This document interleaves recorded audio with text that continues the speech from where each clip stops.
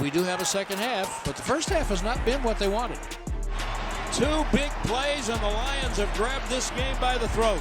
You can't win a game being -3 in the turnover battle. Simple as that. Plenty of time. Cowboys need 2 scores, but I suggest you score on this drive. Illinois has gotten the Cowboys into the end zone. And suddenly it is a 3-point game. Jahmyr Gibbs has 12 rushing attempts, and he's got 3 touchdowns. Both these teams needed this football game tonight, and the Lions are going to get it. We let an opportunity to win a game on the road against a good team get away from us. A game with all the implications in the world. Huge win, Lions. Crippling loss, Cowboys. Despite their favorable schedule the rest of the way, in which our analytics suggest they could win, perhaps should win all 4 games, even that may very well not be enough. Let's give credit where it's due. Our buddy Louis Riddick last week on this show, talking about Jahmyr Gibbs, said this. There isn't a running back in the league that I would want more than Jahmyr Gibbs. Oh. This guy is living up to everything that they thought they were getting when they drafted him out of Alabama. And I'll tell you what, Brad Holmes took a lot of heat when he took Jahmyr Gibbs in the first round.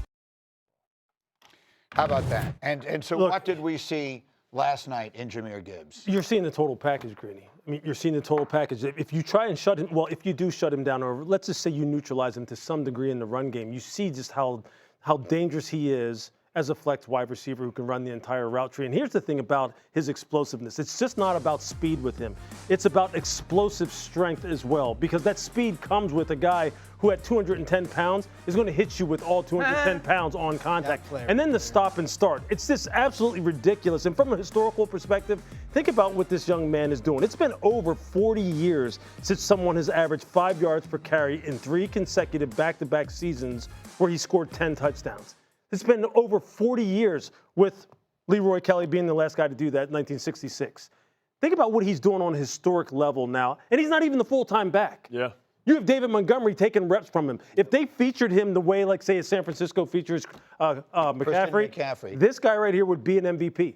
He would simply be an MVP if you're willing to give it to a position other than quarterbacks. He's that good. And Lewis mentioned it in that little clip that we heard there, and you mentioned it this morning. That draft class, I remember you and I doing that draft that year when they took Jack Campbell and Jahmyr Gibbs in the first round, and people cast a lot of aspersions in their general direction. If you're to go by analytics or fiscal responsibility, the 2 positions you would never consider as priorities in the first round of an NFL draft are inside linebacker and running back. Those are guys that you get in the 6th, 7th round, and you spend your money elsewhere.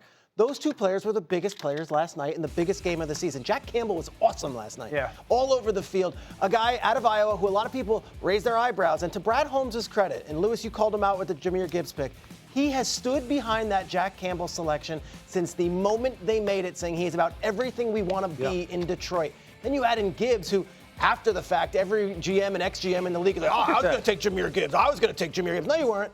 No, you weren't.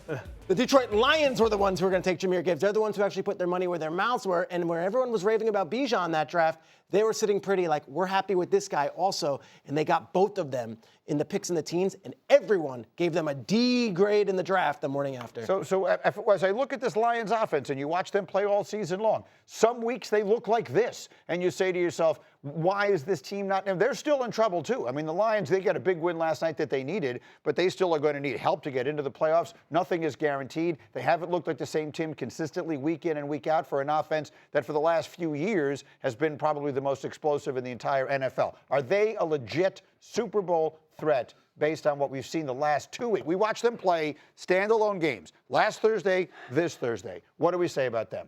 They're still a tier below Seattle and LA. Seattle and LA are the 2 best teams in the NFC, and then I think Green Bay and Detroit are probably in that next group. The only issue with Detroit has been the interior of their offensive line. It just hasn't been what it has been in the past. Last night was a really good night for it. They consistently controlled. I mean, to put plainly, like Lewis called, Jahmyr, your best player on the field. We're going to give you 20 touches. Go make the 20 touches worth it. And he was by far the person that Dan Campbell said, we're going to get you the football because no one in Dallas can handle you. And then the pride of Detroit is Bart Scott. A final word on the Lions. I mean, listen, I get concerned with Jared Goff taking the show on the road outside in inclement conditions. Also worry about them on the outside as far as we saw that, CeeDee Lamb getting hurt changed the game. I don't know if DJ Reed, they're going to have to try and cover up these corners on the outside. To do that, that pass rush is going to have to step up, and somebody opposite Aiden Hutchinson is going to have to be able to put pressure on the quarterback. Maybe the most underrated person in the entire organization is Kelvin Shepherd. He was Think about what he is doing. Defensive coordinator. Exactly. Absolutely. Avonte Maddox had to come in the game last night and play safety, and he's out there making plays everywhere. That is coaching. That is preparation. That's also Brad Holmes identifying the right kind of people who are backups, who are highly intelligent football players. So the Lions side of it, great. They get a win. We'll see. They get the mini break here now. Cowboys, meanwhile, licking their wounds. And I want to go back to the topic that we didn't really have enough time to flesh out entirely. I'm looking at my wide receiver over there, Harry Douglas. And I'm going to ask you a direct question.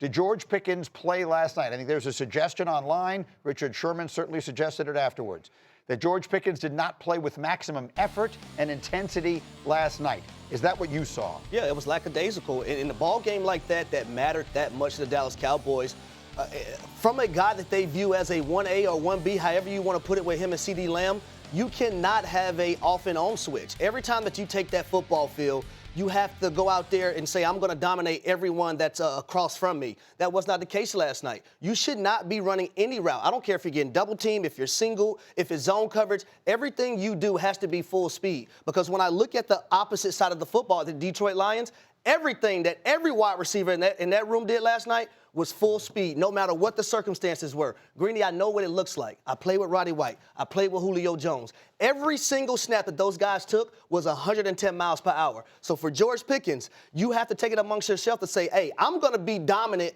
at every point in the ball game. Did he cost himself money? That is the question. Because I'm going to say this, no, because somebody's going to take a chance and be that desperate to say, hey, I need a number one on my team. Because he's made himself a lot of money this year. He was the best receiver in football the majority of the season all the way up until last night. The best. So, did he cost himself? Look, they're going to be, you're going to have to really have to self-scout yourself as far as your organization, your wide receiver room, your offensive coordinator, to say, hey, listen, you're probably going to get a game or two like this. Something like this is going to come up. Do you have the infrastructure to withstand it? And are you willing to accept it? I think the question is, would Dallas even let him out of the building? Yeah, which I wouldn't. If I were them, right? I would, but I wouldn't let him go. No. But are they going to buy long term? Are they going to franchise tag him? Because the best players I've ever been around inspires their team. Hines Ward. You saw yesterday. We didn't think St. Brown was going to play. Yeah. He's in the run game as a puller taking on linebackers. Fair point. That's what I'm talking about. So you can't. And then his opportunity to turn the switch on once CeeDee Lamb goes down. Oh, now I'm gonna be a bigger priority. You were waiting for it, right? You can't turn it on like that after that. After you've already set the stage. I want to interpret what you said earlier. For those of you who were with us at the top of the show, you were saying George recognized he was double teamed last night. Again, I completely defer to the expertise of all the players on the stage here.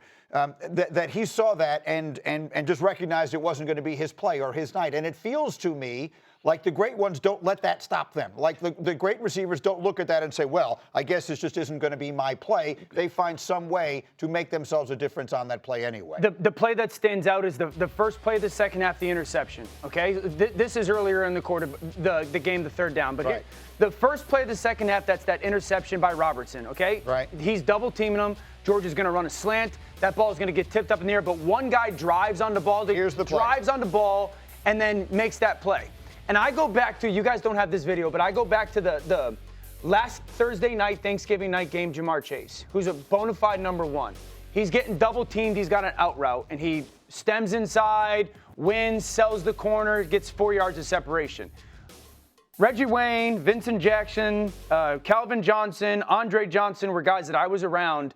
They didn't care if they were getting single team or double team. They didn't care. They actually wanted to get double teamed because it was a pride thing. I thought George last night was consistently doubled, and he just did not meet the challenge when it came to a pride level. I'll say this. In Pittsburgh, they had an opportunity to sign him to a long-term deal. They instead traded for DK Metcalf, paid him $30 million, and they traded him away for a third-round pick. It's not whether you like George Pickens. It's whether you want to put $40 million. That's right. That's what it is. It's levels. That's what we're talking about. Of course you want George Pickens on your football team.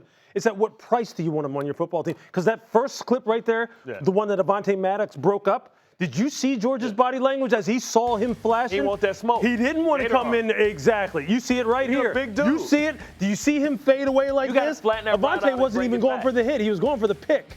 And you see it right there. First of all, look how he comes off the line of You scrimmage. got to threaten the deep route. So look, those are the kind of things that as a personnel department, they've already been doing their free agency evaluations in the event that he was going to come available anyway. And you turn that on, are you going to go to the GM? You're going to go to the owner and go, hey, you know what? Yeah, let's pay him $35. But come on now. Lou, you know you can't, as a DB and as a defensive player, you know you can't even double a little hitch or a comeback. Right. There's no coverage that somebody can get there. So you got opportunities for yak. We're talking about the Detroit Lions and all the yak that their offensive receivers got. He had opportunities there to take short passes and make them long gains. Look, he still has some time left in this season.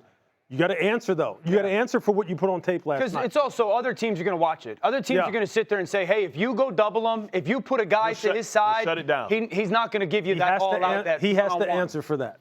So with the his performance. Lions were a slim favorite last night, and they covered. Speaking of which, let's get Fortenbaugh back into the conversation here with the best bet that comes out of last night's game. As you look forward with the Cowboys now, Joe, what are you thinking about? So everybody's down on Dallas today. Good. Let's take advantage of the pricing adjustment and bet on the Cowboys next week against Minnesota, where they're -6.5. Going into last night's game, they were a 7.5-point favorite. After that performance, it drops a point. Might only look like 1 point, but moving through the key number 7 is significant. And you're getting Dallas at a better price at home, where they've been much better than on the road. At home this year, 4-1-1. On the road, 2-5. Speaking of on the road, Minnesota's last 4 road games, 1-3 with a -67-point differential. Minnesota is not built like Detroit. The quarterback position can't take advantage of these defensive issues like the Lions did last night. I think the Vikings have scored 6 points in their last 2 games combined. So the Cowboys at -6.5. That game is still 10 days away.